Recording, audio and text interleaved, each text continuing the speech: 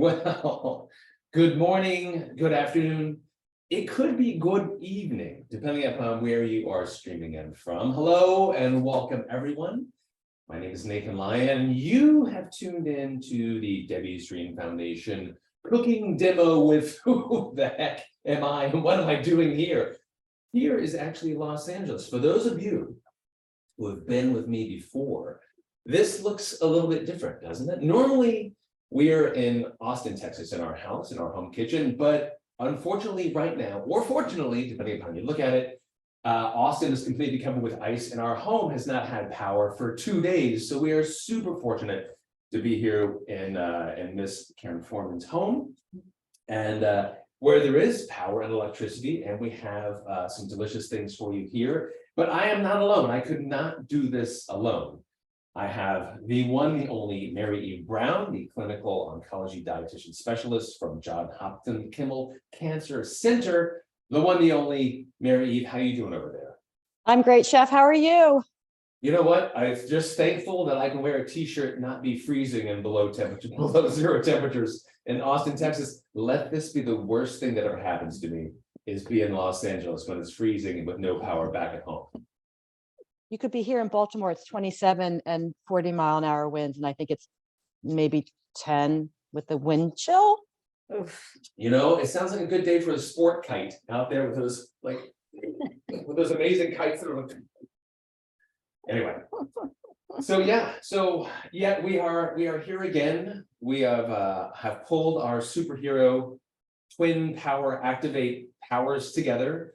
Gonna make some really delicious food as always, and the fact that you are such an incredible wealth of knowledge to answer all the questions that you always do is really exciting for me. So thank you again for your time, and thank you wherever you are. Could be West Coast, could be East Coast, could be anywhere in the world, for tuning in with us today.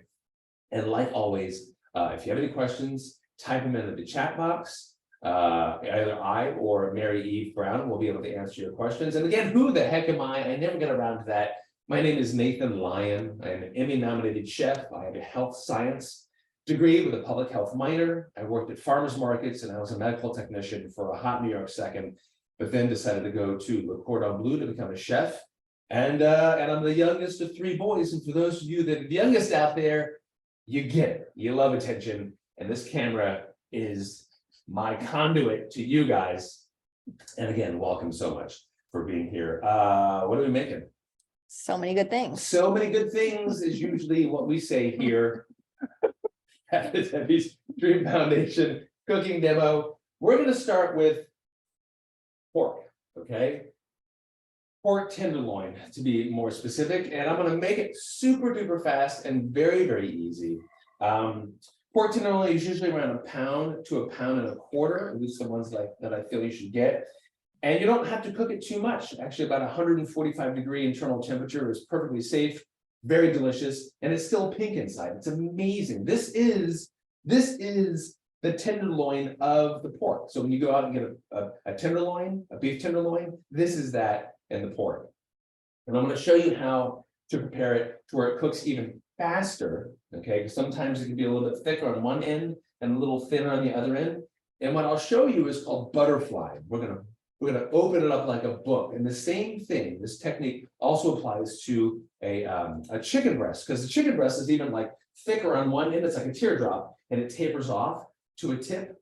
So the tip is usually like chicken jerky, and people are paranoid about undercooking chicken. So it's just not going to work. So what we're going to do, much like a chicken breast, is I'm going to take this little knife and I'm going to butterfly it. And how do you do that? Well, if you look at this, it's thicker on one end and it tapers off to the end, the tip on the other end. So what I'll do is I'll just simply slice it, but not all the way through. Okay, let me just turn this so you can see it. Slice this right down the entire length of this pork tenderloin, not all the way to the cutting board. And what are you reading today? Well, let's look inside this book. What? There we go. It's called How to Not Overcook Pork Tenderloin. And now when you look at that, it's all uniform. See that? Yeah. It's all uniform as far as the thickness. Okay. Now the best way to cook very lean meats like fish, chicken breast, pork tenderloin is very high heat. Okay, you don't want to do slow and low. That's for things like, short ribs, things that take a long period of time, even, darker meats, pork meats. But this is really lean. We have Amanda joining from Long Island. Welcome. Amanda, I hope you're staying warm up there. And Priscilla joining us from Kansas City. Heck yeah. What's the temperature? Priscilla, what's the temperature in Kansas City right now? We're in Los Angeles, as I said, and our home in Austin, Texas is without power. So it's actually quite cold. So I always like to know where people are writing in or calling in from, let's say, watching in from. So for those of you that just joined us, all I've done so far is I have taken this pork tenderloin, I've sliced it in half lengthwise, but not all the way through, and I just open it up like a book. 12 degrees. 12 degrees. That's really colder than Baltimore. Cool. What is it with the wind chill, Mary Eve? Because if it's 20, I want to say they're saying it's like 15 or something. That's too cold. From a chef's perspective, whenever I make homemade stock or whenever I'm cooking something and there's no room in the fridge for a Super Bowl Sunday or whatever parties you have going on, just open your back door, put it out there, cold, boom, save on power. We have Kristen from down the road from Chef in Austin. Oh, Kristen, I hope you still have power. You're one of the lucky thing with power, so that's great. I'm glad to hear it because it can be a little dangerous out there. And Amanda says it's 25 here with a wind chill of -1. Once you get into the negatives, I don't know what to say about that. It's gotta be time to crank up that oven. And that's exactly what we have here. I have my oven. Royal. Yeah, okay, cool. I have my oven with the rack, the very top rack, okay? And I'm gonna put it on broil. Like I had said, with very lean meats, which this pork tenderloin is, very lean meat, you wanna cook it fast and furious, okay? Broil is as hot as I would get. And what I'll do is I'll cook it for a couple minutes and then I'll flip it, cook it for a couple minutes, and it is done. So this is one of these things, you could literally have this for lunch and just bang it out in 15 minutes and be done with it. It's amazing. So I'm gonna go ahead and put this on broil, all right? Broil. Since this isn't my oven, I feel like my dad. I was like, what does that say? Broil, bake? I can't read that. What does that say? It's not my own, okay? We have Nancy from Electric City, Washington, 25 degrees and sunny this morning. Hey, that's not bad. Love it. Salvador from Northern California. Northern Cal, you're gonna get a little bit of rain today, or if you haven't already. All right. So what you saw me just do is I had this cutting board wrapped up in plastic film. I just simply fabricated that and then I unwrapped it. And now it's completely safe and ready to go. Okay. The thing that is not ready to go are my hands. So I'm gonna give my hands a quick wash. All super duper important if you're going through chemotherapy or recovering from surgery is to keep everything clean in the kitchen so you don't cross-contaminate. There we go. All right. So we're ready to go. Depending on where you are you also highly caffeinated like I am? If you've joined us before, you know that in these veins runs, yes, you're right, espresso, okay? So the broiler is on, racks at the top, salt and pepper, grapeseed oil. You can do olive oil, but grapeseed oil is a nice neutral oil with a high smoking point. This is gonna go in. If my glasses steam up, you'll have to forgive me. There we go. And we'll let that go, okay? For those of you whose birthday has just happened, or maybe for the holidays, I'm always a big fan of a digital thermometer. Okay, a digital thermometer that works, like not a hardcore little plasticky one, but this bad boy really works. The Thermopin. If you also have the one that has the digital part that stays here in the probe that goes in the meat, and that can go in, so you can always monitor the internal temperature of the meat. But for me, I've made this pork tenderloin a million times. Don't even do this, okay? But 145 is about the temperature you want that to be. So we'll just let that go. Couple minutes. Yeah, just a couple minutes. Yep. And so it's around, it's around, 5-6 minutes, depending upon how hot your boiler is or how far away the heating element it is. So I'm probably thinking like 6 minutes with this one, okay? That's it. We're rocking along. We've introduced ourselves. This is not our first date. This is our second date. It's not like 3 drinks in, we're not ready to share tattoos, but this is like. I think we're getting close. Where are we? I think we are after I'm feeling it. after a full year. Okay. Is it okay to drink this early? Probably not. Drink caffeine, absolutely, a little splash, okay? So what are we making this pork tenderloin with? Well, we're gonna make this lovely peanut sauce, okay? Lovely, lovely peanut sauce. And how do we make this exactly? Well, I'm gonna go ahead and actually, I'll show you all the ingredients that are going in here. Really simple, and we're gonna use Mary Eve's favorite. What? Yay! Use the bad boy, okay? You know, she's a big fan of that. We're Love also that thing. using one of Mary Eve's favorites, right? Some ginger, fresh ginger, anti-inflammatory, love it. Garlic. You know me so well, chef. I don't, this is crazy. Again, and I thought I would wait until the end, but Debbie's Dream Foundation has a big shuttle bus for us. We're touring the US. Now, we're Taking not, it on the road. but maybe not. I'm gonna check Okay. your pork. Yeah. Okay. It cooks so darn fast, right? Let's check this out. It does cook very fast. No, still doing okay. Still doing all And right. again, we talked about this before, but ginger is a huge digestive aid and can help with nausea. So works really well for people. Perfect. There are some, You know, one of the reasons why I'm even here, I forgot to mention, one of the reasons why I'm here is Hans Rufer, chef without a stomach, or really an esophagus for that matter. But he actually texted me last night and wished me luck. He was saying, you know, he loves watching me doing these, but Hans Rufer, amazing chef, an incredible human being, and that guy's just my, you know, he's just my hero on so many different levels. And yeah, he's taught me a lot as far as, you know, as far as cooking in this manner in a healthier way. I thought I was a healthy chef. Then I met Hans and I realized I'm pretty healthy, but in comparison to Hans, he's a pretty healthy dude, right? So because we're using the immersion wand with this garlic clove, all I have to do is smash it, okay? I'm gonna blend it up anyway, right? And with ginger, depending on how much ginger you like, you can either peel it with the back of a spoon, which I like to do since it doesn't waste a lot of flesh, if you will. Just go ahead and peel it away from you, like that. And if you have a microplane, again, if you've been with me before, you know that I love a good microplane. And that's what this is, okay? Get one of these jammies. Not very expensive, they last quite a long time. And it's really super helpful when you're grating ginger, okay? And for those of you that are not in Los Angeles, where it's, you know, not freezing, ginger is one of those things where it's like ginger, lemongrass. I mean, that alone is amazing just for a fresh tea. And I love Yep. having that ready to go at any given time. Keep it in the fridge, heat it back up. It's lovely. And that and is there a- are some, hey chef, there are some people that after they have their treatment and gastrectomy, they can suffer from chronic nausea. And so having a ginger tea every day can really kind of help calm the digestive system. fantastic. I mean, it's just one of these things where when you have it, it just makes you feel, I don't know, it just makes you feel centered or grounded, you know, at least for me. it's And I nice- keep my ginger in the freezer. I think I said this before. It's even easier to grate, but it also can keep for 6 months in my freezer. Oh, wow. Already Already grated? grated? No, I think I've shown it before. I put the whole root in a bag in the freezer and then I can just pull it off and grate it.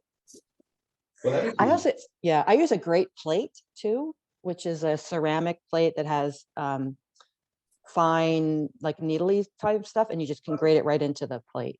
Oh, yeah, that's for like almost Japanese cooking as well. Yeah. Yep, got it. So as you saw, all I did was pop the pork tenderloin in there, flipped it, you know, we'll just let it keep going until we take an internal temperature around 145, and then we're ready to go, okay? And then I'll put that aside and just let it rest. We have Annie from Zambia who's Man, joined it's us. nice. Wow, I know, awesome. so cool. This is a world, I really feel connected with you guys. Like, my own family is spread apart, but my external family, you know, here is really spread apart. And I can't wait until you all get together. I think we're all chilling Mary E. Brown's place. We can all get together and have lunch one day. Sounds pretty good. And this is the 1-year anniversary of these this little configuration right here for the cooking demo. Well, then happy anniversary to everyone. I feel good about this. It feels like a good relationship. I think we're gonna last. I'm feeling good. Feeling good about this.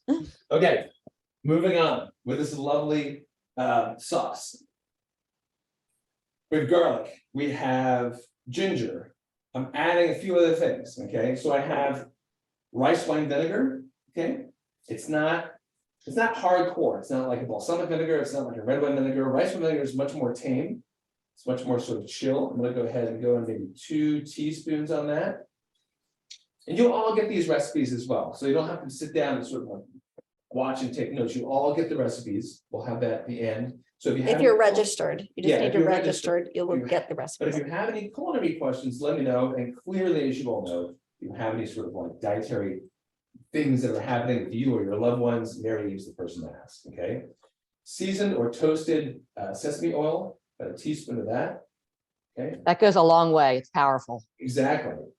So I wouldn't use all the oil with that, but I'm gonna go ahead and make up the difference. 2 tablespoons with grapeseed oil. It's a nice neutral oil. I used it already. Okay. You're exactly right. If I use 2 tablespoons of this stuff, I mean, it would just be terrible. It would be a little be off-putting, as we say. Okay. So I have that going, I have this going, I have the ginger. I do want to use a little bit of water, because all I have in here is oil thus far. So I'm gonna go ahead and use about a 1/4 cup of water.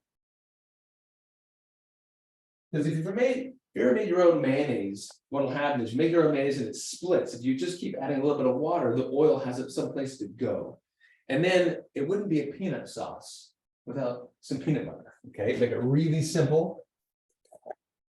You know, have our favorite brands.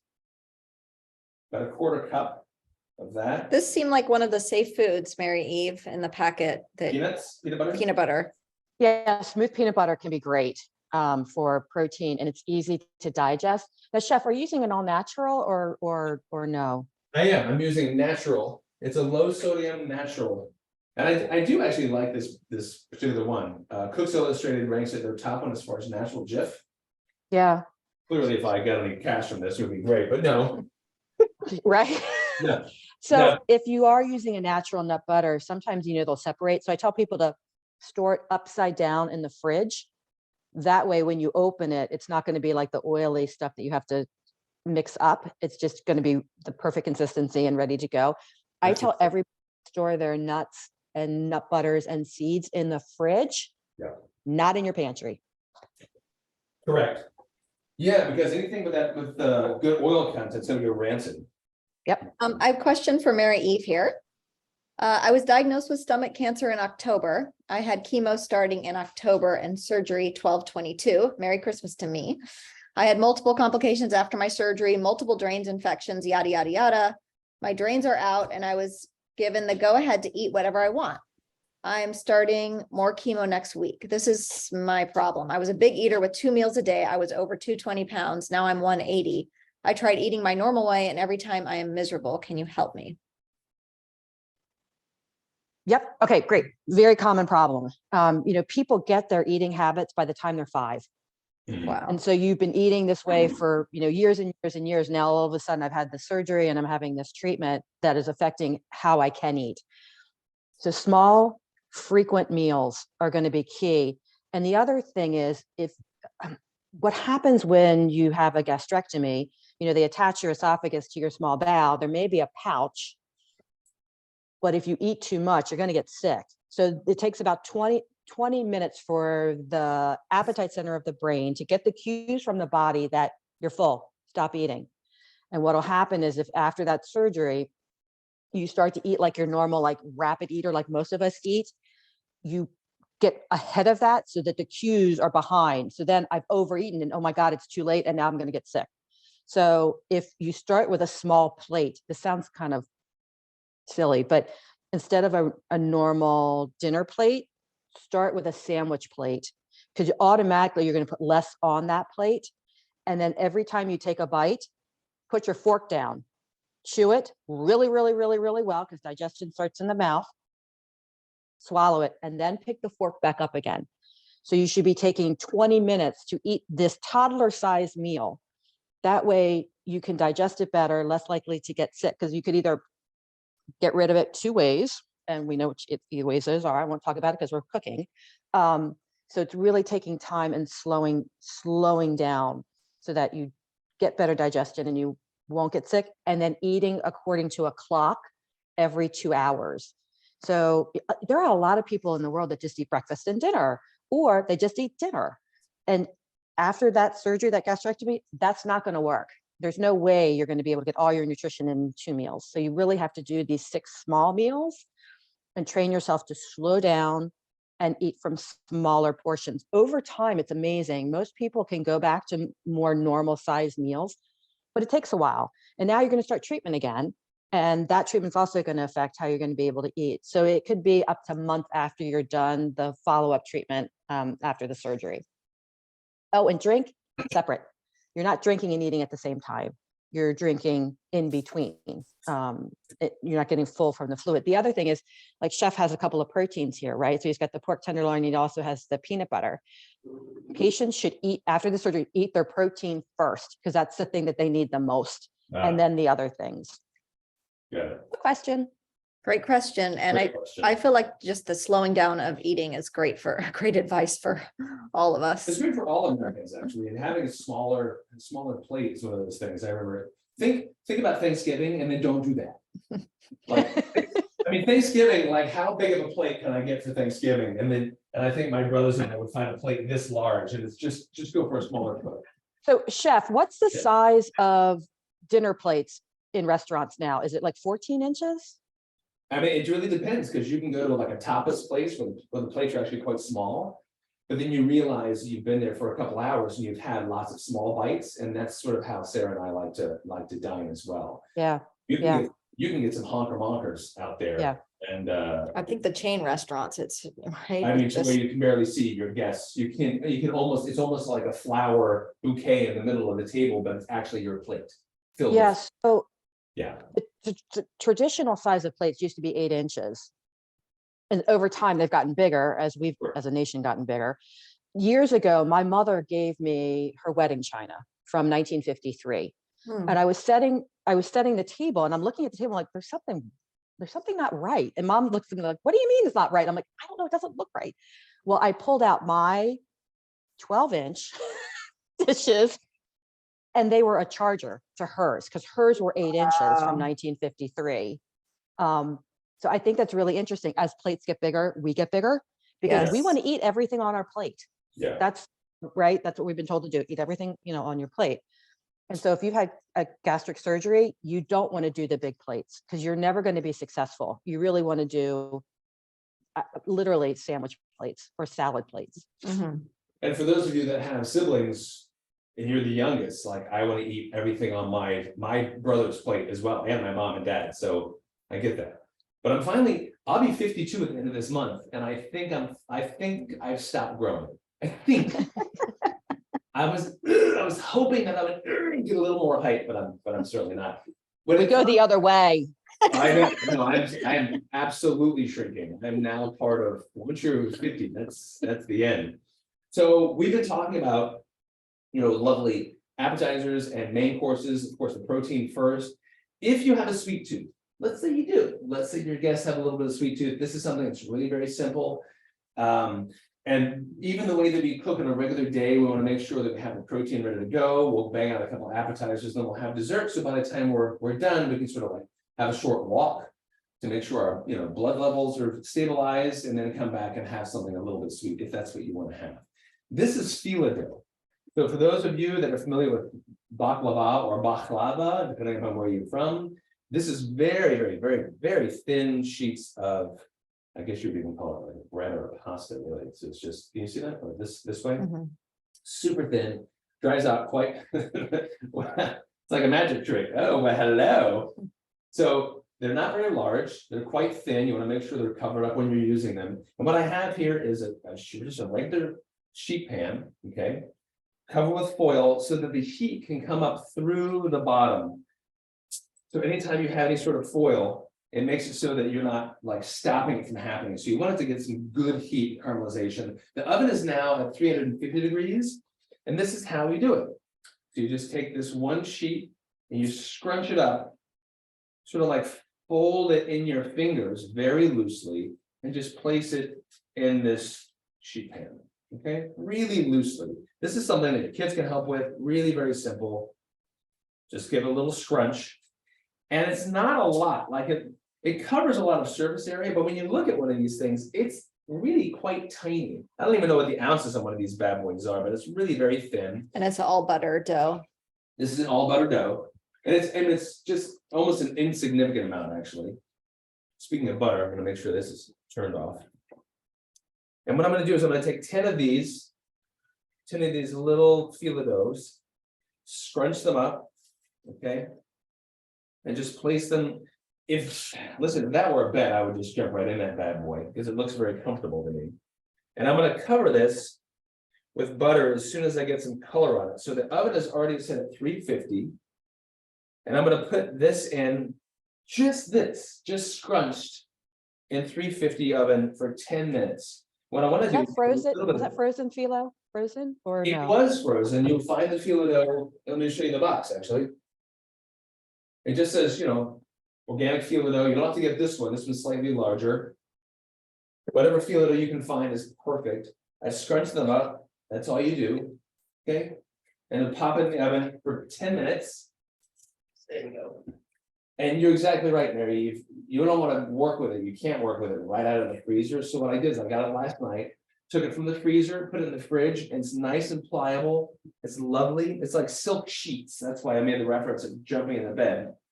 But when you're done, if you want to make any more, make sure you wrap it up pretty tightly because it does dry out pretty quickly. It's very, very delicate. Question for Mary Eve. Yes. I had my gastric cancer journey over 18 months ago. So far, they tell me I'm good and cancer-free. I had been feeling really tired since the fall. I went to my PCP who did some blood work. I was anemic and had low vitamin B12. My doctor prescribed multivitamins and vitamin B12. I did some of my own research and learned under the tongue B12 is the best. To be honest, I don't feel any better. Is there something missing? What am I missing? Good question. Okay, anatomy 101. So B12 is fascinating in that it has to have intrinsic factor to be absorbed. So intrinsic factor is produced by the stomach. So we eat something that has B12, it's usually an animal because it's animal based. So I eat the pork, it gets to my stomach, the stomach identifies that, oh, this has B12, it produces this intrinsic factor. They then travel along together in partnership down to the ileum. And then at the site of the ileum, the intrinsic factor marries the B12 and it gets absorbed. Okay, I don't have a stomach anymore. I don't have intrinsic factor anymore. So I can eat all the B12 in the world. I don't have my partner to get into the cells. So you have to take B12 injections every month. And probably what's happening is we have some store of B12 in our body, but eventually we use that up.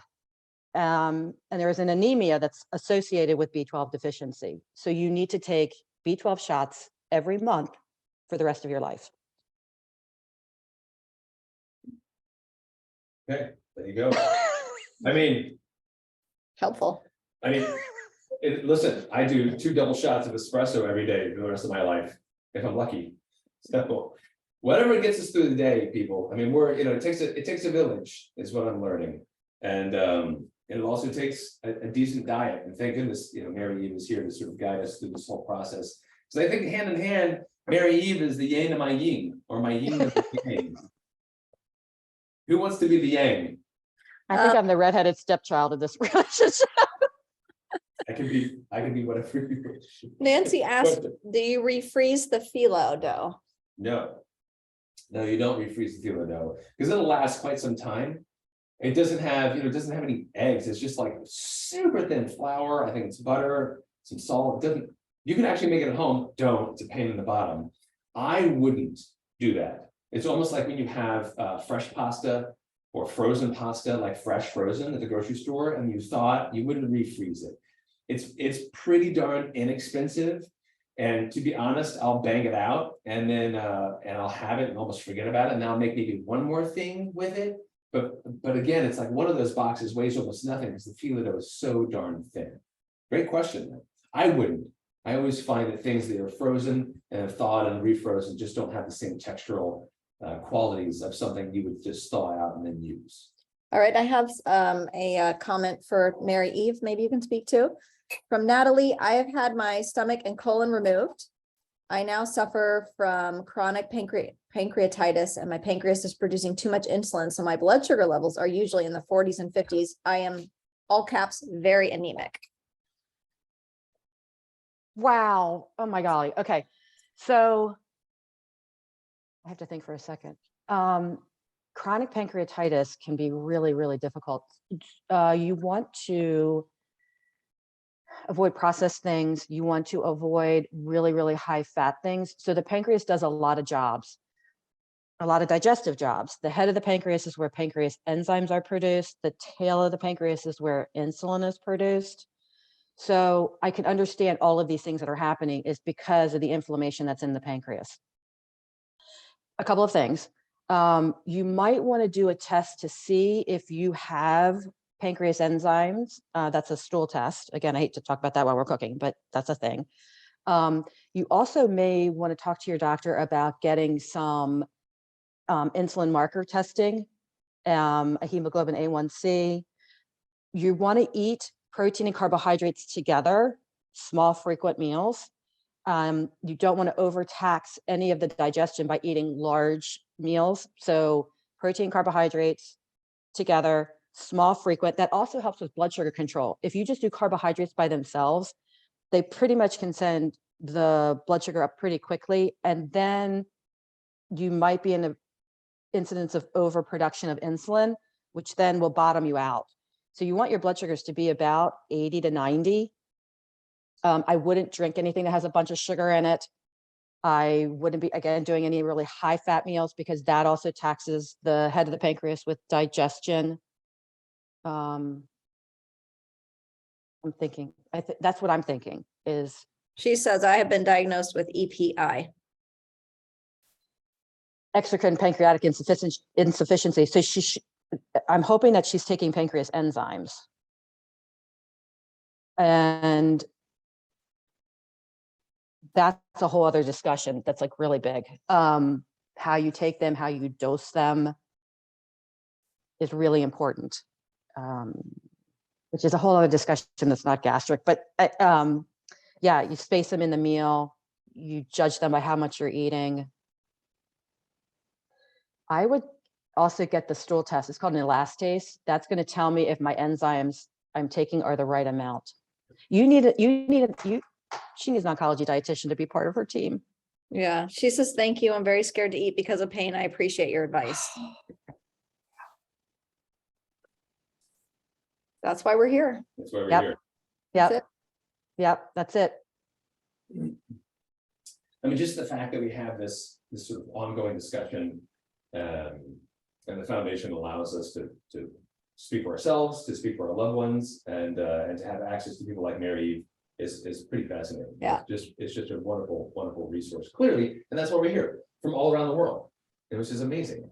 We had talked about dessert earlier. I know that I have the filo dough, 10 little sheets I've scrunched up.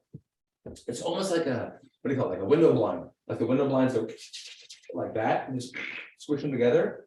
We'll take a little peek in here and see what's going on. All right, if you're glad, steam up like this and you can't see for a while, totally fine. And we're coming back, and I'm back. Okay. It's a free cleaning. And if you need to make a sound effect like you're in a boat, you can go. You're gonna get the dog worked Yeah, up. our dogs are crazy. I know, dogs are crazy.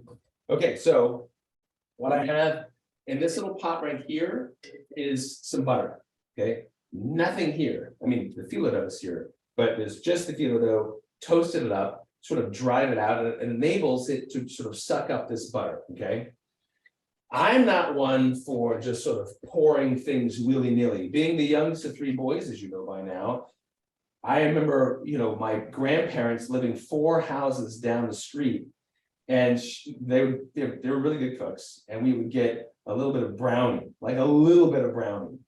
And I remember as a kid, whoever cut and divided the brownie for the brothers would get the last piece. So you would sit there and torment over making sure the slices were absolutely equal, absolutely to the millimeter, because whatever was left, that's what you got. And whenever I make dessert, I always think you don't need a lot of dessert if you have dessert. You just want to make sure it's really good quality and quite satisfying, okay? Melted butter, pretty darn satisfying. What I made earlier, you saw me sort of putting together in this container over here, this little measuring device, is eggs, milk, vanilla, salt. I guess that's about it.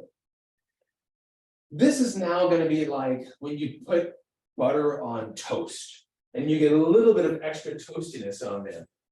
The butter is going to flavor the filo dough and also sort of toast it up even more. So when I pull it back out and then add this custard over the top, it's going to like firm up the custard and then make it nice and toasty and very flavorful. The flavor is just a little bit of sugar, vanilla extract, and that's really the main flavoring in this, okay? And again, it's only 10 tiny little thin things of filo dough. It doesn't serve a lot of people, which is good.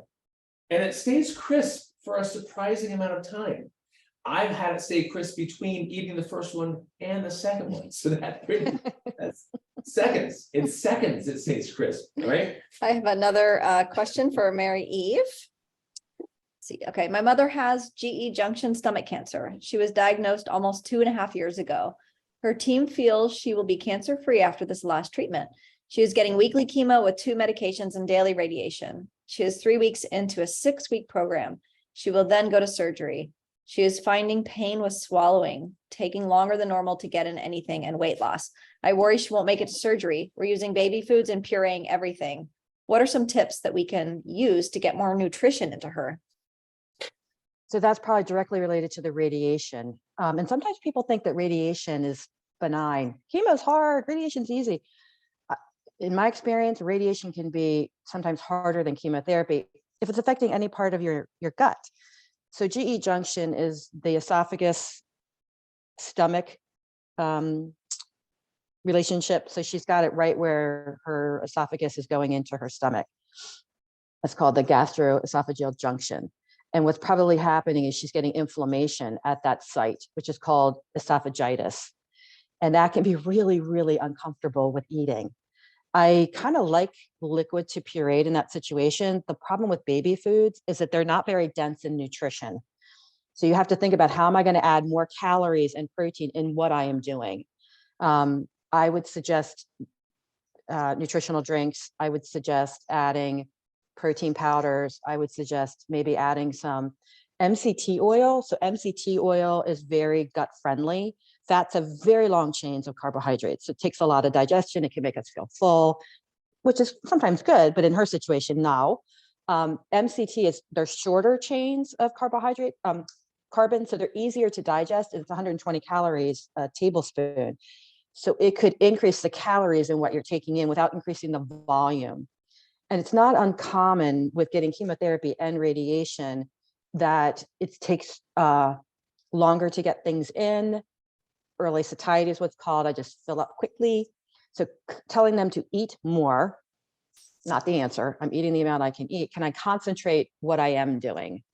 So by adding a healthy fat like the MCT, adding maybe some protein powders, maybe adding some bone broth to something, which are all ways to also add nourishment, but in an easy liquid to pureed consistency, I think is probably the best things to do.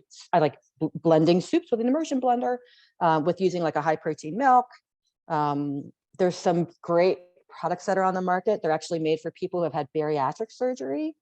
There's a whole line of protein broths that can be 15 to 20 grams of protein per cup, whereas normal broth has nothing. I would look into those. They're easy to find on the internet. They come in granules, so you can actually add them to the pureed foods without adding the water. So you're adding 15 grams of protein to something without increasing the volume of how much I have to get in. Awesome. Amazing. The last time we were together, Mary, you were talking about that, I guess it was the liquid of the protein that you were adding. It had so much protein in it. It was pretty amazing. The protein powders? Yes. Yeah. It's just incredible what's available on the market right now. For those of you that enjoy a little sweet potato, you have that. I actually am a sweet potato freak. Sarah will ask, I don't know, every 6 months. Here's the thing, you can have rice, any type of rice dishes, or sweet potato. Answer 100% of the time is always sweet potato. I love it because I can just eat it like a champ. It has a lot of flavor. You don't have to add a lot to it to make it feel and taste sweet. You know, one of the things that I always say during Thanksgiving or the holidays is a sweet potato puree is lovely. Because when you're walking along in the an airport, for example, which I will be tomorrow morning, and you smell like a cinnamon and you smell the cinnamon, you're not actually eating it, but you start to salivate like you kind of are eating a cinnamon, right? And that's the smell of the cinnamon. And I think cinnamon is one of those things that makes it so you can cut way down on sugar, if any. And it has a lot of these lovely flavor profiles which go in any direction. Right now it's wintertime. Yes, our home in Austin has no power, so yep, it's winter. And citrus is one of those things that's actually dead on with winter. So when it comes to citrus, oranges, lemons, limes, very much wintertime. I think sweet potato and orange juice goes together beautifully. So I'll give this a little squeeze. I used to work at farmers markets here in Los Angeles 4 mornings a week for over a decade. So I kind of know all there is to know about most types of produce, to be honest with you. So any questions you have on how to pick and store stuff, let me know. If you don't remember right now, you can just go ahead and shoot me an email, or at least through our website, which is chefnathanlyon.com. I have ginger, more ginger. Yep, more ginger, lovely. So fresh ginger gives a complexity, a little bit of a bite to it as well. And chef, you're listening to me because people can't eat a bunch of sugar after a gastrectomy. So you're doing all natural things in a sweet note without it being hard to digest. And seasonal produce, eat seasonally, people. Everything you say, I tattoo on my lower back. It's my Mary Eve tramp stamp right here. It's right now, it's middle back, because we talk a lot. So it's, I mean, I only have this much back left over to tattoo. You're exactly right. If you want to do a sweetener, if you want to, I always think grade B maple syrup, which is a slightly stronger flavor than grade A. You can use less and get a little bit more flavor out of it. You can do that if you want to. And antioxidants. Or a little bit for the homies in Austin, okay? So we have fresh ginger, some butter, maple syrup, if you want that. Sweet potatoes, you can steam them if you want. You can boil them, you can pop them in the microwave, however you get them cooked. You can put them in the oven if you want to. I just like them nice and soft. When I check when they're done, I use the tines of a fork. If you saw me doing that, I just take the tines of a fork and check it. When you use a knife, the tip of a knife, the tip goes in too fast, like it's just too easy. It won't tell you a really decent indication of whether it's actually done or not. So I always use the tines of a fork, a touch of salt, right? A little bit of pepper, why not? My 2 best friends, freshly ground. For those of you that have just tuned in this time, Nathan Lyon, run on coffee. Freshly ground black pepper is the same as freshly ground coffee. And who wants to have 3-year-old coffee from Grimes 3 years ago? Nope. All right. So I'm actually using the same pot that I boiled the sweet potatoes in. You can use a whisk that I like to use. If you have a food processor, like one of those little ones or a larger one, and you want it absolutely smooth, you can do that. But I find a whisk actually does miracles. So when everything gets mixed together, you can see this, just the residual heat, it's going to help melt that butter. And it all gets lovely, zhoobly. You can always add more orange juice to thin it out. But I find it's nice and thin already. And plus you get a little bit of a workout. If you're ambidextrous, go for it. You don't want to have one giant Popeye forearm like I do on my right arm. You can do 2 arms, right? And already you can see it going in. I think that just using regular butter and not pre-melting it will go into the sweet potatoes more effectively than if you have butter already melted on the side. And plus, you know what? I don't feel like cleaning. So every bite has ginger, a little bit of maple syrup, which is lovely. And that's it. There's your amazing sweet potato, ginger, maple syrup. And that's off to the side. You can cover it up, ready to go. And I have a feeling that Custard on there. the filo dough is ready to go. Recap, filo dough, steamy glasses, right? Toasted it up, toast it for 10 minutes, melted butter, 10 more minutes. And what do I have in here? I have 2 eggs. Where's my, oh, here we go. I have 2 eggs, a little bit of milk, some salt. I'm gonna get down and dirty on this bad boy. I don't know, I'm just of the, dare I say, generation. I just don't like to wash a lot of stuff, you know? I love having this inside of something with a spout, because if I put it in this bowl, for example, and I whisk it all together, then I transfer it, so I'm just not very good at pouring it over, right? So once you get that done, and it looks pretty good, I have a little bit of sugar in here. Again, you can double up on the maple syrup, you don't have to go for the sugar. Or you do a little bit of something like a rose water, or finish it off with some nuts, like some pistachios, and just pour that right over the top. Chef, how many eggs are in there? These are 2 whole large eggs. Awesome. And then whole milk, because I'm not one for like low fat milk or dairy products, and that's where all the, you know, the fat soluble vitamins are. So I try to get as much flavor and fat in there as possible, and then just 10 more minutes, okay? Or until the custard is set. So we're looking pretty good. I think most of the cooking is done. Now I can just go ahead and prep something. As far as a salad, who likes salads? In fact, who likes homemade ranch dressing? Stop it, really? Is it that difficult? Really? It's not. It's As I not. tell my sister all the time, make your own dressing. It's so Right. easy. And you're just saving money. It doesn't make any sense to not do that otherwise.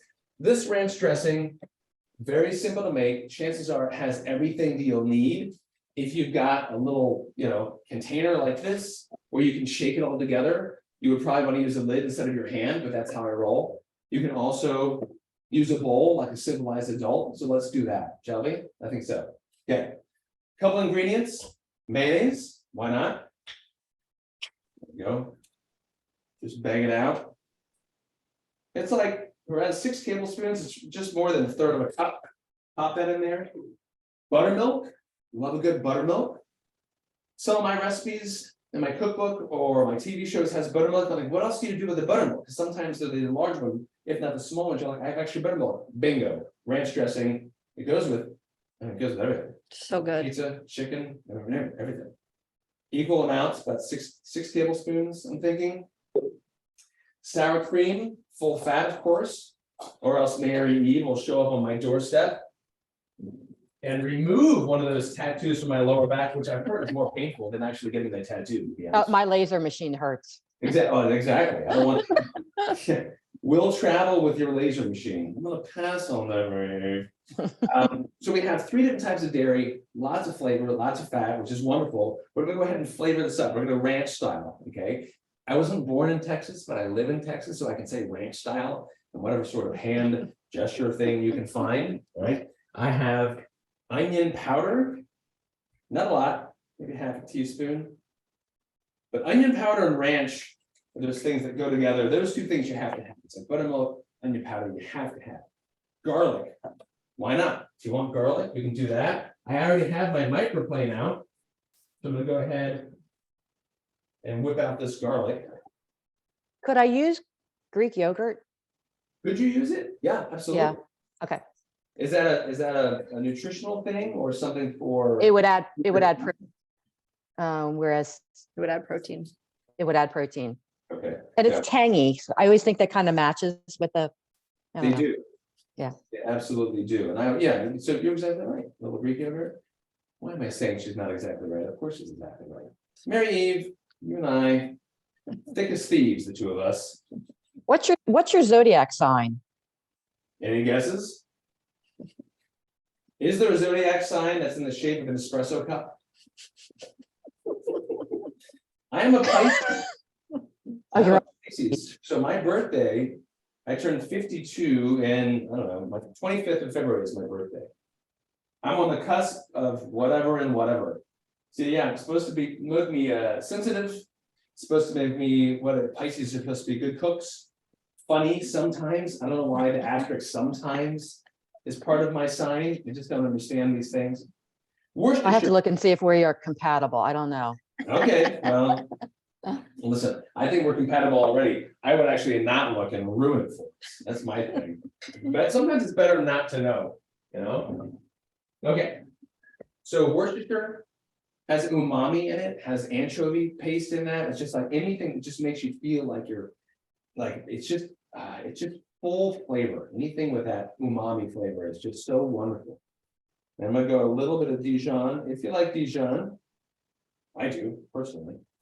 Already there's a lot of flavor in there. You know, you probably have Dijon in your fridge, probably have Worcestershire in your fridge, it lasts forever.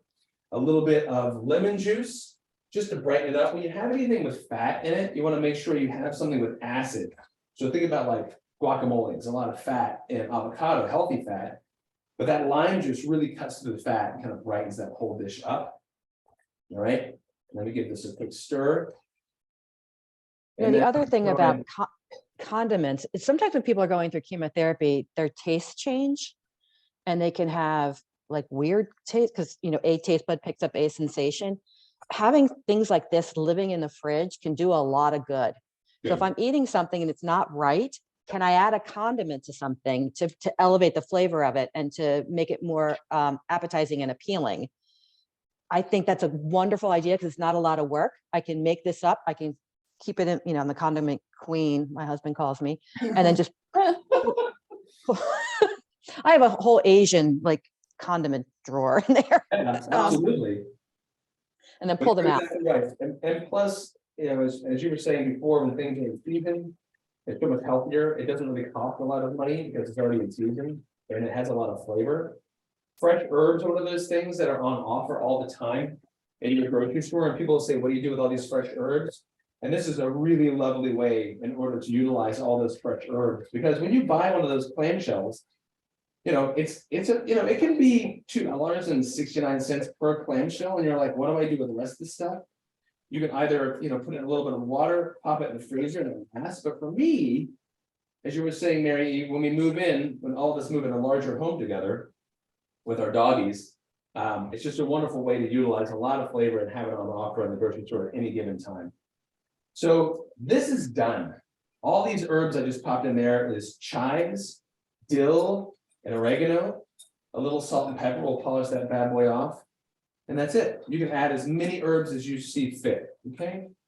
And then just go ahead and keep that in your fridge. It'll last for, geez, at least 2, 3, 4 weeks, as long as, you know, that sort of dairy will last. Definitely gonna last at least that long, right? And this is what you want to have. If you're going to a party, thank you very much. If you're going to a party for the Super Bowl, if that's your thing, then this is ranch dressing, homemade ranch dressing. You will be the hit of the party. Because honestly, the worst thing to happen is you have a party or go to a party, and this is a sound you never want to hear. You ready? When you have a thing of ranch dressing and it's out. You ready? That's an empty thing of ranch dressing. Empty. You've made your own ranch dressing. You come strolling in slow motion with a big homemade ranch dressing. Save the day. Boom, touchdown. Okay. So this is the sweet potato with the ginger. It's lovely. I do have this pork tenderloin. Now it's cool enough for me to be able to slice up and then serve. Can you grab that for me? Okay. I just have that small cutting board that's over there. That's just ready and on offer. Now I'm going to slice up the pork tenderloin, and as you recall, all we did was butterfly it, put it under the broiler. I'm going to slice it now, and it's a beautiful. You can see that pink. You see that? It's a stunning medium rare. It's 145 degrees. I pulled that bad boy out. Okay, that's perfect for me. With really lean meats, you don't want to overcook them because then you get like the chicken jerky or the turkey jerky. Sounds like a dance, doesn't it? The turkey jerky. But most people's Thanksgiving is the turkey jerky. And that's why you have a lot of other stuff to sort of like mask how dry it is. Thinly sliced, that's ready to go off to the side. What do you serve it with? Then the salad. Okay, perfect. This is what I'm serving with. This lovely. It's lovely plate of freshness. So I have some butterleaf lettuce. Okay, butterleaf lettuce. You can take a few slices of this beautiful medium rare pork tenderloin. I have all these fresh herbs. I have mint. I have cilantro. I have Thai basil or regular basil, some peanuts, and that peanut sauce that we made earlier. I've added. All right, peanut sauce also lasts a very long time. Look at this. Drizzle McDrizzlestein. I think that was my name in high school. And that is your incredible salad. Look at that. With all the pork tenderloin right in there. So fresh and so clean, yeah. Delicious. What do we have over here? Well, let's check this out. And if you like a little extra crunch in your peanut sauce, fresh peanuts. Okay. Amazing, super fast. What I have over here is I've pulled apart some of these beautiful tiny little romaine lettuces and just do one of these French style right from the container. What it looks like a commercial, doesn't it? A television commercial. They're like, add that ranch dressing to make a fast, delicious salad. That's maybe that's the wrong voice. I shouldn't use that voice. Check your You're right. And the last, oh, Sarah's right. We have to check as far as our dessert. Holy moly, we have a lot going on here today. All right. And it looks woo, steamy, dreamy. Hello, can't see anything. Are you still there? Everyone's still there? There we go. And the thing is, I can tell it's done because this custard that's nestling. Can I say that? Mhm. Nuzzling inside. Pretty. Look at this, isn't that beautiful? Yeah, beautiful. Gorgeous. This is very crispy because the butter, you can hear it. Hear that? Nice and crispy. And you've got this sort of like fatty, lovely, silky texture that's happening in between these little nooks and crannies because we folded the filo dough to hold that like a baby dachshund. And it's mild. I'm just making this up. I'm making not all of it up, but I'm making a lot of these things up. Okay. So what do we have? In a very short period of time, we made a ginger maple syrup sweet potato puree. That's it's just amazing. And the thing about sweet potato also, unlike a regular potato, is that you can make this ahead of time and then reheat it, and it's texturally exactly the same.